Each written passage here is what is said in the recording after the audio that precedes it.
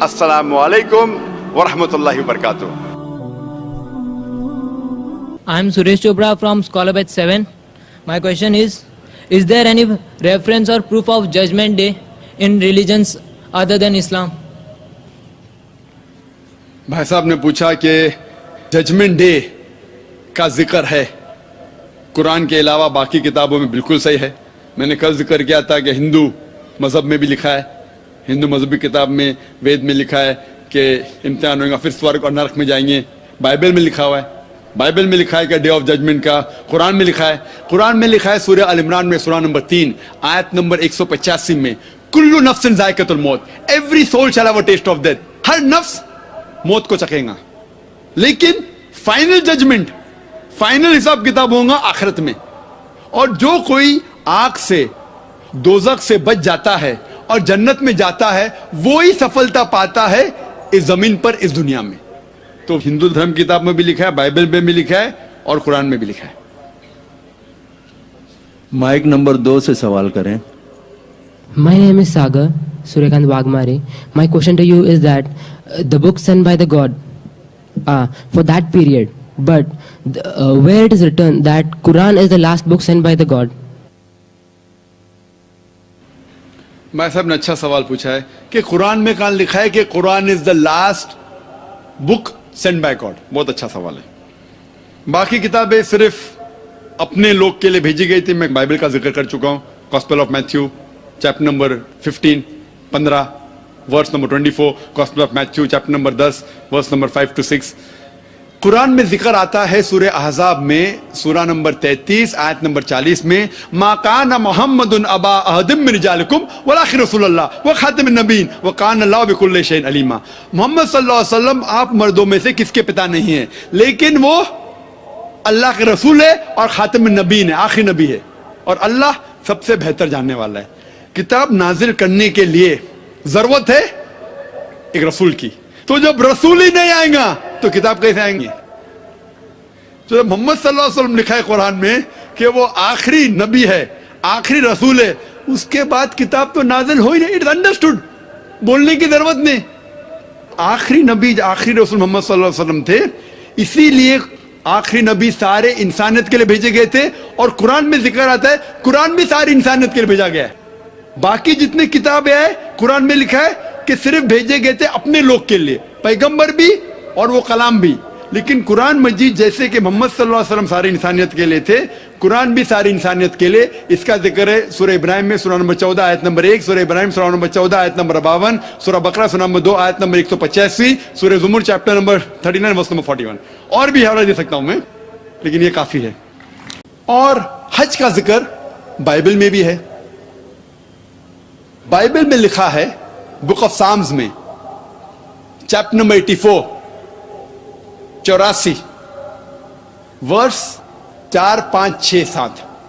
इसमें लिखा है blessed are those people that travel to the valley of बक्का।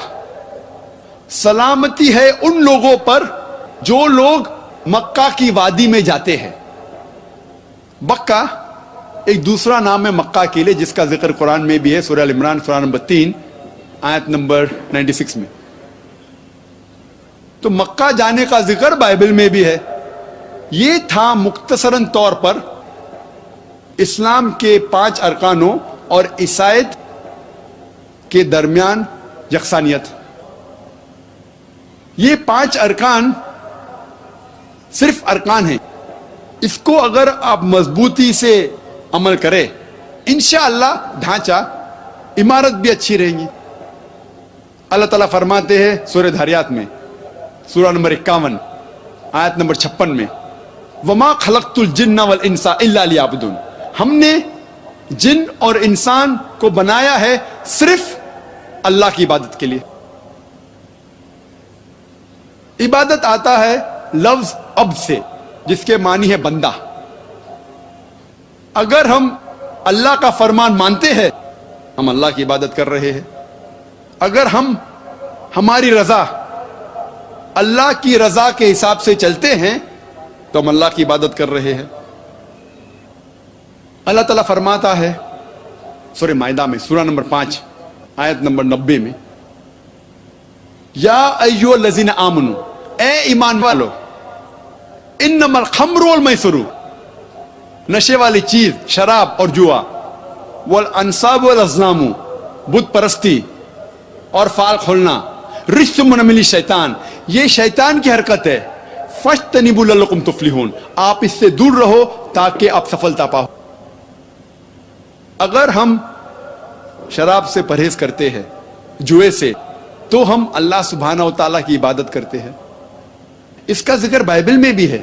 بائبل میں لکھا ہے بک آف پرووربس میں چیپٹر نمبر 20 ورس نمبر 1 میں، wine is a mocker, strong drink is raging, آپ شراب مت پیو۔ بائبل میں لکھا ہے book of Ephesians chapter number 5 verse number 18 میں، do not be drunk with wine, آپ شراب مت پیو۔ قرآن مجید میں اللہ سبحانہ و تعالیٰ 4 آیتوں میں فرماتے ہیں۔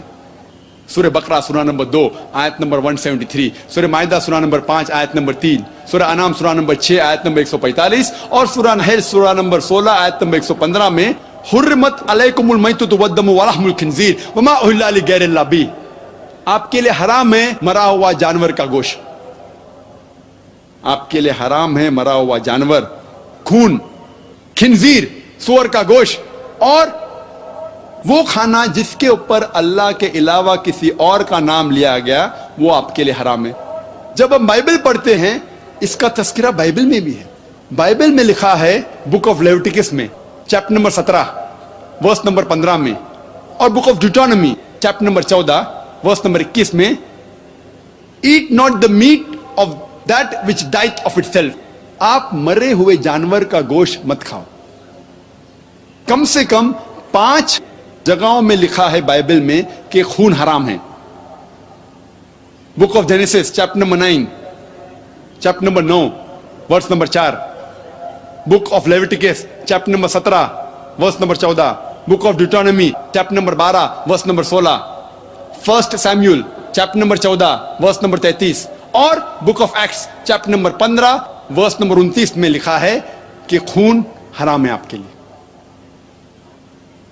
خنزیر، سور کا گوشت بھی حرام ہے۔ بائبل میں لکھا ہے بک آف لیویٹیکس میں چیپٹر نمبر 11 ورس نمبر 7 اور 8 میں، the swine, it is cloven footed and divides the hoof, it's unclean for you, eat not its flesh, not touch its carcass, it's unclean for you۔ سور آپ کے لیے حرام ہے، نجیس چیز ہے، نہ اس کا گوشت کھاؤ نہ اس کو ہاتھ لگاؤ۔ یہ پیغام دہرایا گیا ہے بک آف ڈیوٹرانومی میں چیپٹر نمبر 14 ورس نمبر 8 میں، the swine, though it divides the hoof, it's unclean for you, thou shalt not eat its flesh, not touch its carcass۔ سور ایک نجیس چیز ہے، آپ نہ اس کا گوشت کھاؤ نہ اس کو ہاتھ لگاؤ۔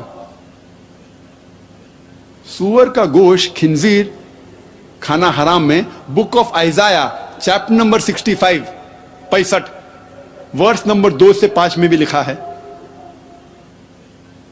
کم سے کم 3 جگہ لکھا ہے کہ خنزیر کھانا، سور کا گوشت کھانا حرام ہے بائبل میں۔ بائبل میں وہ کھانا جو اللہ کے علاوہ کسی اور کا نام لیا گیا ہے، وہ کھانا حرام ہے۔ اس کا ذکر ہے بک آف ریولیشن میں چیپٹر نمبر 2 ورس نمبر 14 اور book of Acts chapter number 15 verse number 29 میں، کہ غیر اللہ کا کھانا حرام ہے آپ کے لیے۔ جو کھانا جس کے اوپر اللہ کے علاوہ کسی اور کا نام لیا گیا ہے، وہ آپ کے لیے حرام ہے۔ اگر آپ اللہ کے مطابق چلتے ہیں، اللہ کا فرمان مانتے ہیں، تو آپ اللہ کی عبادت کر رہے ہیں۔ اگر عیسائی، آپ اس شخص کو کہتے ہیں جو عیسیٰ علیہ السلام کا کہنا مانتا ہے، جو عیسیٰ علیہ السلام نے فرمایا اس بات پر عمل کرتا ہے، تو میں یہ کہنا چاہتا ہوں کہ ہم مسلم عیسائی سے بہتر عیسائی ہے، کیونکہ ہم شراب نہیں پیتے، ہم سور کا گوشت نہیں کھاتے، اور جو کچھ میں بائبل میں ذکر کر رہا ہوں الحمدللہ جو قرآن سے ملتا ہے، یہ قرآن فرقان ہے، ہم اس کو مانتے۔ اگر عیسائی اسے کہتے ہیں جو عیسیٰ علیہ السلام کا کہنا مانتا ہے، تو مجھے یہ کہنا ہے آپ سے کہ ہم مسلمان عیسائی سے بہتر عیسائی ہے. اللہ تعالیٰ فرماتے سورہ ماؤن میں سورہ نمبر 107 آیت نمبر 107 میں اللہ تعالیٰ فرماتے کہ آپ اپنے پڑوسی کی خدمت کرو, جیسا بائبل میں آتا ہے لو thy neighbor. جب آپ کوئی تجارت کرتے تو ایمانداری سے کرو. قرآن میں لکھا ہے سورہ ہمزہ میں سورہ نمبر 104 آیت نمبر 1 میں وَيْلٌ لِكُلِّ ہُمَزَةٍ لُمَزَةٍ, لعنت ہے وہ لوگوں پہ جو غیبت کرتے ہیں. تو غیبت کرنا حرام ہے. اگر آپ غیبت نہیں کرتے تو اللہ کی عبادت کر رہے ہیں. قرآن میں اللہ تعالیٰ فرماتے ہیں سورہ اسراء میں سورہ نمبر 17 آیت نمبر 23 اور 24 میں کہ آپ صرف اللہ کی عبادت کرو اور اپنے والدین کی خدمت کرو, اپنے ماتا پتا کی خدمت کرو, اور اگر دونوں میں سے ایک یا دونوں ضعیف ہو جائے, بوڑھے ہو جائے, تو ان کو اف تک مت کہو, لیکن ان کے ساتھ عزت سے پیش آؤ اور اچھے طریقے سے بات کرو اور خدا سے دعا کرو, اے رب ان کی خدمت کر جس طریقے سے انہوں نے مجھے پالا پوسا.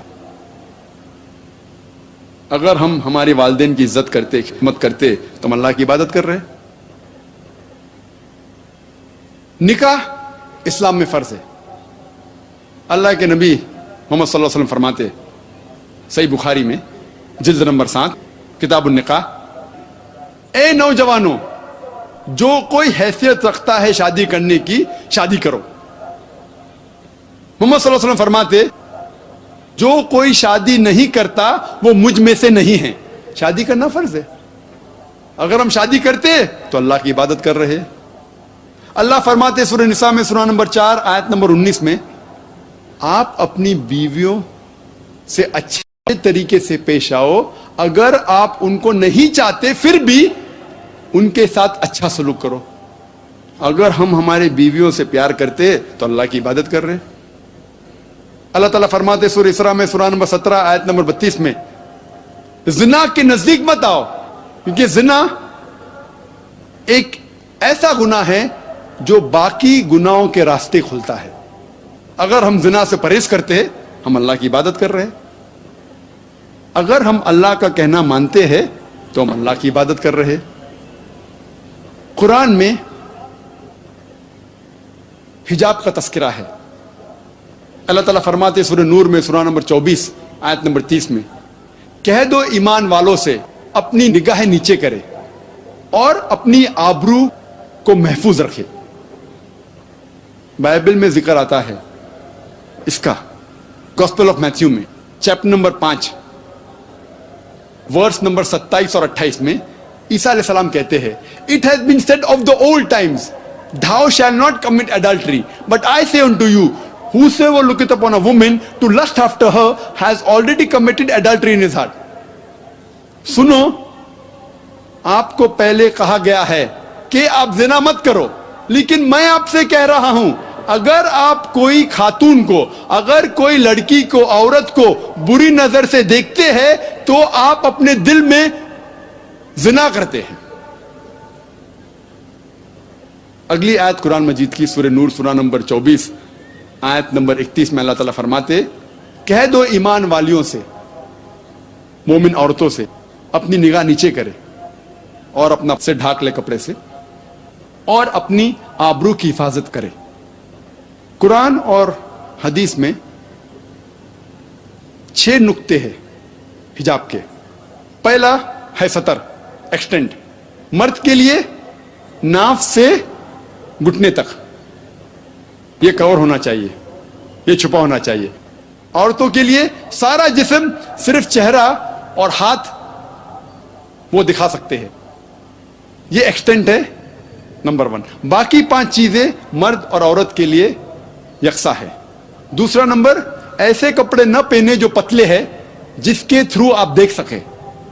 It should not be transparent. Number 3, اتنے چست کپڑے نہ پہنے جس سے جسم کا ڈھانچہ دکھ جائے. نمبر 4, ایسے بھڑکیلے کپڑے نہ پہنے جو دوسرے جنس کو متاثر کرے. Don't wear glamorous clothes so that it attracts the opposite sex.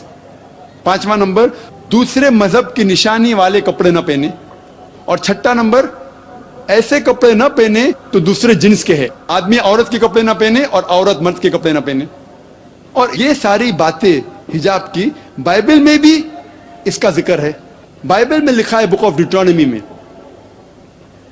Chapter number 22 verse number 5 में, men shall not wear clothes that which pertain to a woman, and a woman shall not wear clothes that which pertain to a man. All those who do that are an abomination to thy Lord. आदमी औरतें के कपड़े न पहने, औरतें आदमी के कपड़े न पहने। जो कोई ऐसा करता है वो हराम कर रहा है। लिखा है 1 Timothy chapter number 2 verse number 9 में, the woman should be dressed up with sobriety, with shamefacedness and modesty. They should not have braided hair or wear gold or pearls or costly array. औरतें आबरू के साथ कपड़े पहने, अपनी इज्जत बचा के, पूरा जिस्म ढका होना चाहिए, ऐसे कपड़े पहने, और वो कीमती कपड़े ना पहने, ना सोना पहने, ना ब्रेडेड हेयर ऑफ गोल्ड। और 1 कोरिंथियन चैप्टर 11 वर्स नंबर 5 और 6 में आता है कि वो औरत जो खुदा की इबादत कर रही है और अपना सिर नहीं ढाकती, उसका सिर मुंडवाना चाहिए। सिर ढाकना इतना अहम है ईसाइयत में। अगर ईसाई उसे कहते हैं, उस शख्स को जो ईसा अलैहिस्सलाम का कहना मानता है, तो मुझे ये कहना है कि हम मुसलमान ईसाई से ज्यादा ईसाई है। जी खुश आमदीद दोस्तों, उम्मीद करता हूँ वीडियो आपने पूरी देखी होगी और आपको पसंद भी आई होगी। जिस तरह ये दुनिया बनी, पहले दिन से लेकर अभी तक चली आ रही है, हर एक चीज़ अपने तरीके से हो रहा है, हर एक चीज़ अपने मुकर्रर वक़्त पर हो रहा है। कुछ लोग दुनिया में आ रहे हैं, कुछ लोग जा रहे हैं, कुछ लोग अभी भी वक़्त गुजार रहे हैं। तो ये एक पूरा निज़ाम है, ये दुनिया एक पूरी निज़ाम है। और इस पूरी कायनात पर जब आप नज़र डालेंगे तो आपको एहसास होगा कि अल्लाह ताला ने ये चीज़ें बेफ़ायदे पैदा नहीं किए। कोई ना कोई मकसद, कोई ना कोई फ़ायदा ज़रूर होगा। मिसाल के तौर पर ज़मीन को आप ले लें, ये बेफ़ायदे नहीं है, इसके अंदर हज़ारों फ़ायदे इंसानों के लिए मौजूद है। इसी ज़मीन से आपके लिए गन्ना निकलता है, इसी से आपके लिए अनाज निकलता है, इसी से आपको मुख्तलिफ़ किस्म के फल, मेवे, ये सब चीज़ें मिलती हैं। दूसरी बात, आप इंसान ज़मीन पर ही चलते हैं, तमाम जानवर ज़मीन पर चलते हैं, बाज़ हवा में भी उड़ते हैं, लेकिन कोई ना कोई वास्ता ज़मीन के साथ ज़रूर होता है। तो ये ज़मीन अल्लाह ताला ने बेफ़ायदे नहीं बनाई। इसी तरह अगर आप पहाड़ों की मिसाल ले लें, ये भी अल्लाह ताला ने बेफ़ायदे नहीं बनाई, बल्कि ये ज़मीन जब अल्लाह ताला ने बनाई तो ये हिल रही थी। अल्लाह ताला ने इसके ऊपर जो है ना पहाड़े कीलों की तरह ठोक दी। कुरान में अल्लाह ताला फरमाते हैं वल जिबाल औतादा, पहाड़ जो है ना मेख, पहाड़ मेख की तरह यानी कील की तरह इस ज़मीन के ऊपर लगाए गए। दूसरी तरफ इन पहाड़ों से हासिल होने वाले पत्थर, कीमती पत्थर, और इसी तरह अगर कीमती ना भी हो तो आम पत्थर, ये भी मार्बल, ग्रेफाइट, आजकल पता नहीं कितने किस्म की चीज़ें आ गई। तो ये सब के सब अल्लाह ताला ने हमारे फ़ायदे के लिए ही पैदा किए हैं। लिहाजा इस पूरे सिस्टम का एक दिन ख़त्म होना है, इसी को यौमुल हिसाब कहते हैं, इसी को क़यामत का दिन कहते हैं। और इसका सबूत कुरान में एक जगह नहीं कई जगह मौजूद है। ला उक़्सिमु बियौमिल क़ियामा, यौमुल हिसाब, यौमुल जज़ा, यौमुद्दीन, मालिक यौमुद्दीन, बहुत सारे नाम अल्लाह ताला ने दिए। और दूसरे मज़ाहिब तो वो हमारे निज़ काबिल कबूल नहीं, हमारे निज़ सिर्फ़ और सिर्फ इस्लाम काबिल कबूल है। इस्लाम के अलावा जितने भी मज़ाहिब है वो काबिल कबूल नहीं। उम्मीद करता हूँ वीडियो आपको पसंद आई होगी। अगर वीडियो आपको पसंद आए तो इस चैनल को सब्सक्राइब करें। बहुत शुक्रिया।